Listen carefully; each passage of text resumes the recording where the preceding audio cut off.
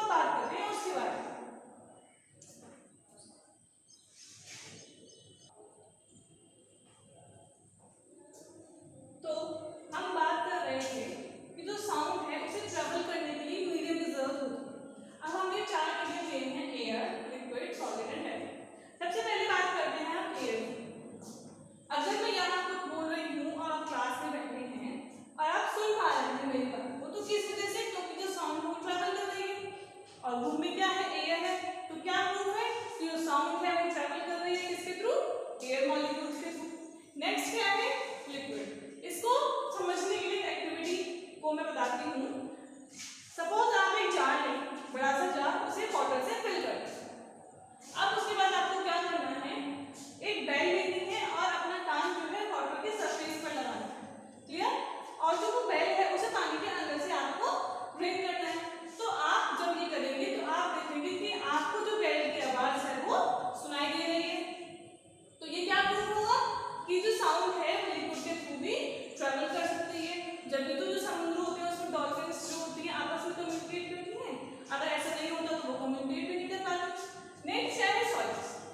आपने टेबल पर अपना एक ईयर रखा और दूसरे हाथ से उस टेबल को टैप किया, तो आवाज प्रोड्यूस होगी। क्यों हो रही है? क्योंकि जब आपने उसे टैप किया है तो क्या हो रहा है, वो वाइब्रेशंस हो रही हैं और हमें पता है वाइब्रेशन से क्या होती है, साउंड प्रोड्यूस होती है। अब जब आपने उस सॉलिड को टच किया है तो आपको वो आवाज सुनाई दे रही है। तो ये क्या प्रूफ करती है कि जो सॉलिड्स हैं वो भी साउंड को ट्रैवल होने देते हैं।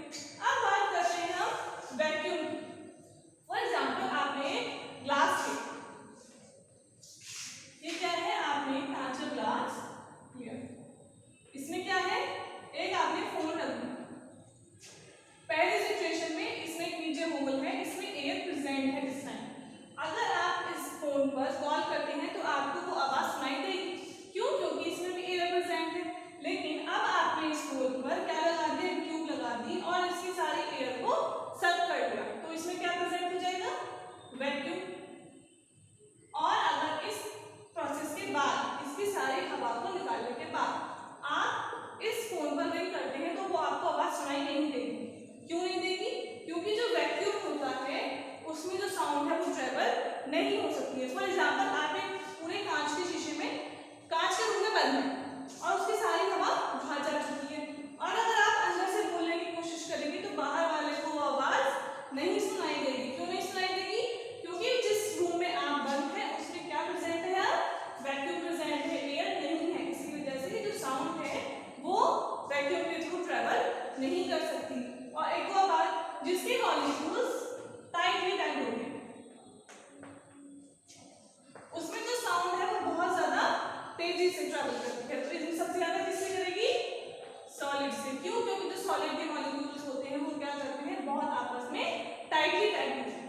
ये हो गई ट्रेवल की मीडियम की जरूरत होती है। अब बात करते हैं स्पीड ऑफ साउंड। स्पीड जो होती है वो साउंड की ऑर्डिनरी टेम्परेचर पर वो होती है 340। ये अच्छा, आपने कभी थंडर सुनी है? जब मौसम खराब होता है तो जो बिजली कड़कती है, सबसे पहले अब आप ये बताएं कि सबसे पहले जब बिजली की आवाज आती है वो लाइट दिखती है आपको, सबसे पहले आपको लाइट दिखती है। इसका मतलब जो लाइट की स्पीड है वो साउंड की स्पीड से ज्यादा होती है। अगर हम लाइट की स्पीड की बात करें तो उसकी होती है 3 इसी वजह से, क्योंकि जो लाइट की स्पीड है वो साउंड से ज्यादा है, इसलिए आपको बिजली कड़कती है तो आपको लाइट पहले दिखाई देती है और उसकी आवाज जो है वो कब आती है, थोड़ी देर बाद, कुछ सेकेंड्स बाद आती है। ये बात हुई इस चीज की। अब हम बात करते हैं, हमने म्यूजिकल इंस्ट्रूमेंट्स में पढ़ा कि उसकी आवाज कैसे प्रोड्यूस होती है। अब हम देखेंगे जो ह्यूमन बॉडी है उससे साउंड कैसे प्रोड्यूस होती है।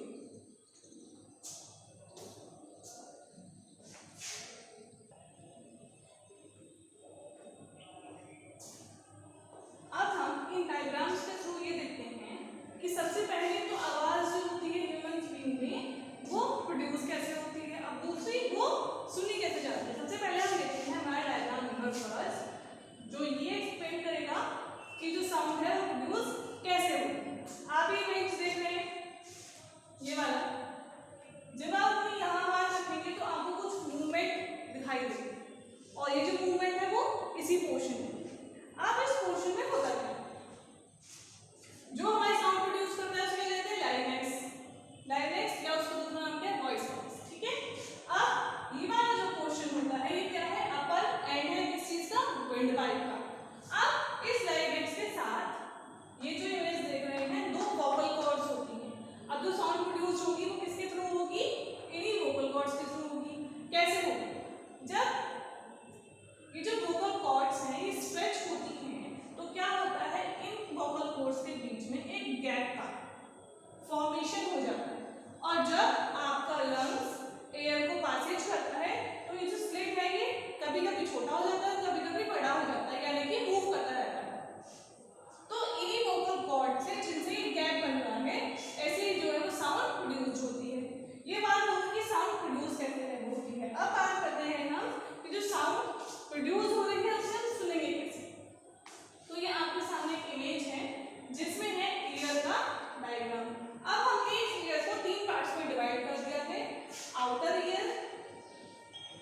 मिडल ईयर और लास्ट है इनर। सबसे पहले हम बात करते हैं आउटर ईयर की। जो हमें बाहर का स्ट्रक्चर दिखता है उसे कहते हैं हम पिन्ना। ये जो स्ट्रक्चर है ईयर में किस शेप की होती है? फनल शेप की होती है। कैसे होती है? फनल आपने देखा है कैसे होता है?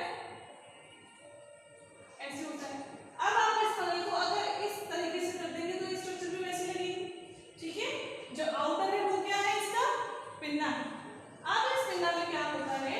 पिन्ना के आगे एक ईयर कैनाल होती है और क्या होता है? ईयर ड्रम होता है। आपके आउटर ईयर का काम क्या है? वो वेव्स को या साउंड को सुनेगा और उसे अंदर की तरफ ट्रांसमिट करेगा। किसके थ्रू? इस ईयर कैनाल के थ्रू। अब जो साउंड वेव्स जाती हैं जब वो इस ईयर ड्रम पर लगती हैं तो ये जो ईयर ड्रम है क्या होता है? ये वाइब्रेट होता है। जैसे ही वाइब्रेट होता है आगे की तरफ, यानी कि पहुंच जाते हैं कहाँ? मिडल ईयर में। अब मिडल ईयर में 3 बोन्स होती हैं, हैमर, एनविल और स्ट्रेप। ये तीनों बोन्स काम क्या करती हैं? ये जो बोन्स होती हैं वो इस तरह से अरेंज होती हैं कि जो साउंड आ रही है वो उसे किस तरह अंदर करके ट्रांसमिट इनर ईयर। क्या? अब ये ईयर ड्रम वाइब्रेट हुआ और इसने साउंड वेव को अंदर की तरफ ट्रांसमिट कर दिया। अब काम आता है इनर ईयर का। इनर ईयर में क्या होता है? कुछ फ्लूइड होता है और क्या होता है? ऑडिटरी नर्व होती है। जैसे ही साउंड की वेव्स इस फ्लूइड पर जाती है, ये जो फ्लूइड या जो एयर्स होते हैं क्या करते हैं? वाइब्रेट करते हैं। और हमें पता है कि साउंड प्रोड्यूस होती है कहाँ से होती है? वो वाइब्रेशन से होती है। अब ये जो ऑडिटरी नर्व होती है इनका काम क्या होता है? ये जो आई है साउंड, ये इन्हें किसमें? इम्पल्सेस में कन्वर्ट करता है और कहाँ भेजता है? हमारे ब्रेन को। तो ये प्रोसेस है किस चीज का? आवाज कैसे प्रोड्यूस होती है और उस आवाज को हम कैसे सुनते हैं। अब हम बात करते हैं नॉइस क्या है, नॉइस पॉल्यूशन क्या है और हमारे जो ऑडिबल इनऑडिबल साउंड क्या होती हैं, इन चीजों के बारे में।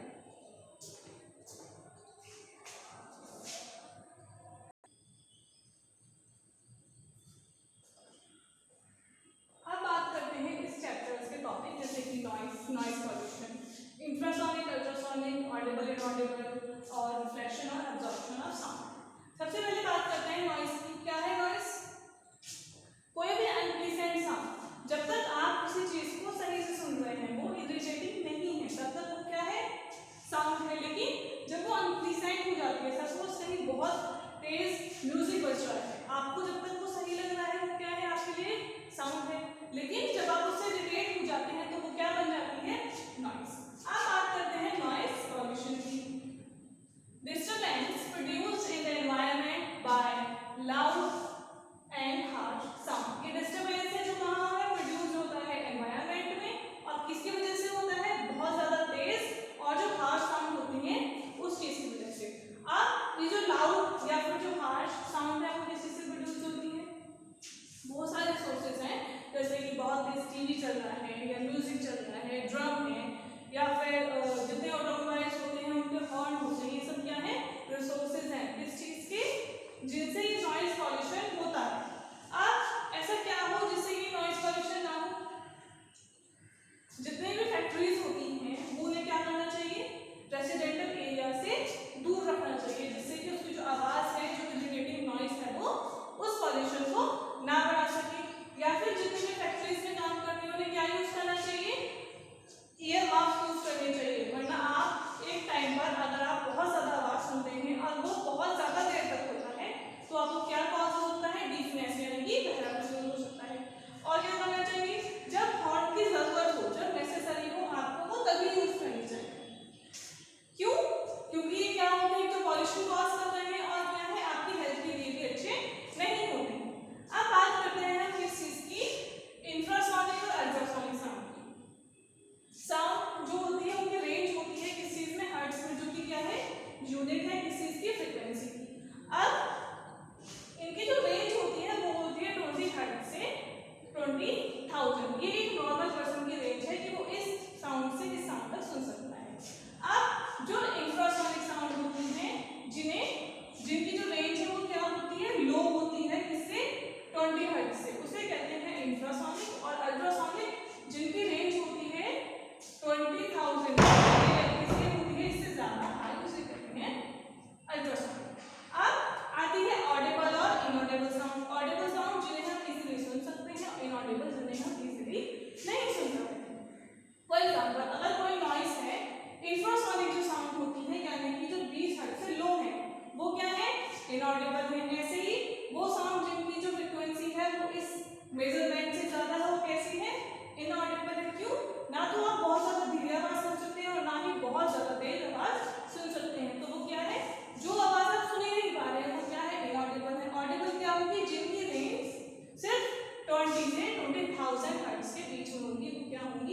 ऑडिबल साउंड से। अब बात आ रही है reflection and absorption of sound. Suppose आप एक खाली रूम में जाते हैं जिसमें ना कर्टन्स हैं ना टेबल्स हैं, कुछ नहीं है, तो क्या होगा, आपको आवाज अपनी सुनाई देगी वापस। उसे क्या कहते हैं, रिफ्लेक्शन। रिफ्लेक्टेड बैक होगी आपके साउंड, उसे कम देते हैं इको। अब उसी रूम में आप जाते हैं जो डेकोरेटेड है, कर्टन्स हैं, फैंस हैं, टेबल्स हैं, यानी कि वो जो रूम है पूरा डेकोरेटेड है, तो क्या होगा, आपको अपनी आवाज वापस सुनाई नहीं देती है। क्यों? क्योंकि ये जो वुड हैं, ये कर्टन्स हैं, ये जितने भी दरवाजे होते हैं, वो क्या करते हैं, आपकी आवाज को एब्जॉर्ब करते हैं। तो वो क्या काम कर रहे हैं, एब्जॉर्प्शन का। अच्छा, हम बात कर रहे थे रिफ्लेक्शन की, इसमें क्या होता है, हमारी जो आवाज है वो बाउंस बैक होती है, उसे हम कहते हैं बूम। सपोज अगर आप किसी हिल स्टेशन पर जाएं और वहां से क्या करते हैं, अपना नाम बुलाते हैं, तो आपको अपना नाम वापस सुनाई देता है। वो किसकी वजह से है, इको की वजह से। अब ये जो इको है ये यूज भी होती है किस चीज में होती है, मेजर डेप्थ ऑफ द सी। ये जो सी की लेवल में डेप्थ को मेजर करते हैं, तो क्या यूज करते हैं, हम इको यूज करते हैं। कैसे, जो शिप्स होती हैं, जो पानी में शिप्स होती हैं, वो क्या करती हैं, वाइब्रेशंस प्रोड्यूस करती हैं पानी में। अब उन वाइब्रेशन को वापस आने में जितना टाइम लगता है, उसके जरिए हम क्या पता लगाते हैं कि उस सी की जो गहराई है, जो डेप्थ है, वो कितनी है। अब नेक्स्ट है bats use echo to locate their prey. Prey का मतलब होता है अपना शिकार। जो बैट्स होती हैं वो यूज करती हैं इको को किस चीज के लिए, अपने शिकार को ढूंढने के लिए। अब ये जो डॉक्टर्स होते हैं वो क्या करते हैं, एक टर्म आता है इकोकार्डियोलॉजी, उसमें क्या होता है, इस इको की हेल्प से जो बॉडी के इंटरनल ऑर्गन्स होते हैं उनके पिक्चर्स लेके हम पता लगा सकते हैं कि जो इंटरनल ऑर्गन है उसमें क्या चल रहा है। ये हो गई इको की बात। यहाँ